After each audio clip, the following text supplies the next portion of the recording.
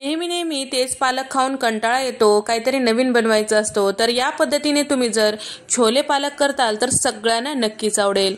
Dhaba style किंवा hotel style भाज्या सगळ्यांना आवडतात आणि जर करण्याची पद्धत सेम टू सेम त्या पद्धतीने जर झाली तर छोट्यांपासून मोठ्यांपर्यंत सगळे आवडीने खाताल. नमस्कार, सविताज किचन मराठीमध्ये अगदी मनापासून स्वागत आहे. चमचमीत असे छोले पालक कसं करायचं ते पाहूया. तर इथे मी कपभर छोले एक 5 ते 6 तासासाठी भिजत ठेवलेला होता किंवा रात्रभर जरी भिजत ठेवलं तरी चालेल. स्वच्छ धुवून त्यामध्ये पाणी टाकून भिजू घातलेलं होतं. आता यामधलं पूर्ण पाणी काढून कुकरमध्ये टाकून घेऊया.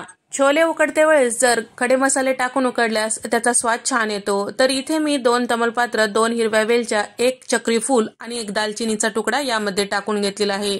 जेवढे छोले होते त्याच्या दुप्पट इथे मी पाणी टाकून घेतलेलं आहे. म्हणजे छोले बुडतील इतपत आपल्याला पाणी टाकून घ्यायचं आहे. पाव चमचा मीठ टाकून घ्यायचं आहे आणि त्याचबरोबर 1-2 चमचे तेल टाकून झाकण लावून आपल्याला गॅसचा फ्लेम कमी करून 3 शिट्ट्या काढून घ्यायचा आहे. त्या शिट्ट्या होईपर्यंत दुसरी तयारी करून घेऊया. तर इथे मी 2 मध्यम आकाराच्या पालकच्या जुड्या घेतलेल्या आहेत आणि स्वच्छ निवडून धुवून घेतलेल्या आहेत. आता त्याला आपल्याला उकडून घ्यायचं आहे. ज्या पद्धतीने आपण पालक पनीरसाठी पालक उकडून घेतो त्याच पद्धतीने. तर या ठिकाणी आता गॅसचा फ्लेम मोठा ठेवून पालक उकडून घ्यायचा आहे. पालकचा स्वतःचा मातकट स्वाद असतो ते नाहीसं होण्यासाठी इथे आपल्याला पालक उकडते वेळेस मूठभर कोथिंबीर सुद्धा यासोबत उकडून घ्यायचा आहे. तर आता याच्या ग्रेव्हीसाठी इथे मी 2 मोठ्या आकाराचे टोमॅटो, 2 मोठ्या आकाराचे कांदे घेतलेले आहेत. त्याला आता आपल्याला मोठ्या फोडींमध्ये चिरून घ्यायचं आहे. या भाजीसाठी मस्त वाटण तयार करून घेऊया. तर इथे मी मिक्सरच्या भांड्यामध्ये 6 ते 7 काजू, 4 बदाम, 10 ते 12 लसणाच्या पाकळ्या, 1 इंचाचं आलं आणि सोबतच 2 चमचे इतकं डाळवं घेतलेलं आहे किंवा फुटाण्याची डाळ, 7 ते 8 हिरव्या मिरच्या टाकून घेतलेला आहे, 2 चमचे तीळ टाकून घेतलेला आहे. पाणी न टाकता याला मिक्सरमधून बारीक फिरवून घ्यायचं या पद्धतीने. आता त्याच मिक्सरच्या भांड्यामध्ये कट करून घेतलेले कांदे टाकून घेतलेला आहे. याची प्युरी तयार करून घ्यायचं आहे या पद्धतीने. आता त्याच मिक्सरच्या भांड्यामध्ये आपल्याला टोमॅटो सुद्धा सारखंच प्युरी करून घ्यायचं आहे. तर इथे पालक छान उकडला गेलेला आहे, तुम्ही बघू शकता. जास्तीचं उकडायचं नाही. हलकंसं या पद्धतीचा रंग चेंज झालं की आपल्याला हे पालक ताटामध्ये काढून घ्यायचं आहे. पालक उकडते वेळेस 1 ते 2 वेळेस मी मिक्स करून घेतलेला होता जेणेकरून सगळीकडून छान असं उकडेल. आता पालक जे आहे थंड झाल्यानंतर आपल्याला मिक्सरच्या भांड्यामध्ये टाकून याची प्युरी तयार करून घ्यायचं आहे. तर इथे आपले छोले सुद्धा छान उकडल्या गेलेले आहे, तुम्ही बघू शकता. आता यामध्ये जे खडे मसाले आहेत ते काढून टाकलं तरीही चालेल. तर मस्त या पद्धतीने मऊसूद असं उकडल्यानंतरच आपल्याला भाजी तयार करून घ्यायची आहे. भाजी करण्यासाठी एक मोठी कढई घेतलेली आहे. त्यामध्ये 4 मोठे चमचे तेल टाकून घेतलेले आहे. 1 चमचाभर जिरे त्यामध्ये फुलू द्यायचं आहे. त्यानंतर यामध्ये तयार करून घेतलेलं कांद्याचं पेस्ट किंवा कांद्याची प्युरी टाकून 1 मिनिटभरासाठी आपल्याला परतून घ्यायचं आहे. हलकंसं रंग चेंज होईपर्यंत, यामधला कच्चेपणा पूर्ण जाईपर्यंत.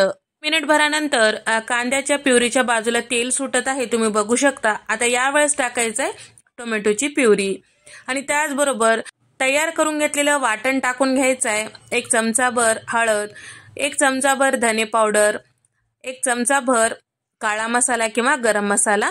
भाजीला जेवढं मीठ लागतं तेवढं या ठिकाणी टाकून घ्यायचं आहे आणि सोबतच 1 चमचाभर इथे आपण टाकून घेतलेलं आहे भाजलेले जिऱ्याची पूड.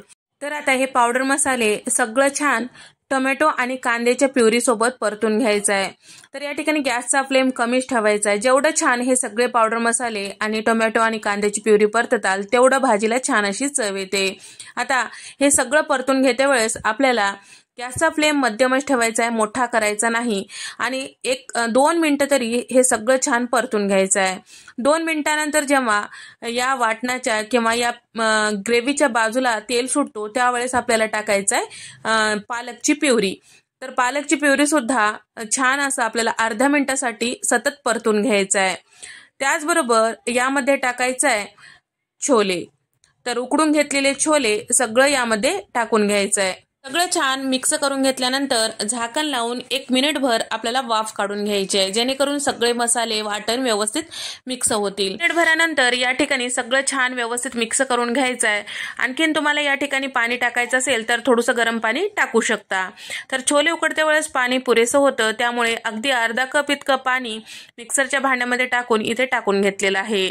तर भाजीचा दाटसरपणा तुमच्या आवडीनुसार पाण्याचं प्रमाण कमी जास्ती करू शकता. 1-2 मिनिटं शिजल्यानंतर आपली भाजी तयार झाली. आपण इथे ढाबा स्टाईल किंवा हॉटेल स्टाईल करत आहोत, त्यासाठी या भाजीसाठी एक स्पेशल तडका तयार करून घेऊया. तडका पॅनमध्ये 2 मोठे चमचे तूप टाकून घेतलेलं आहे.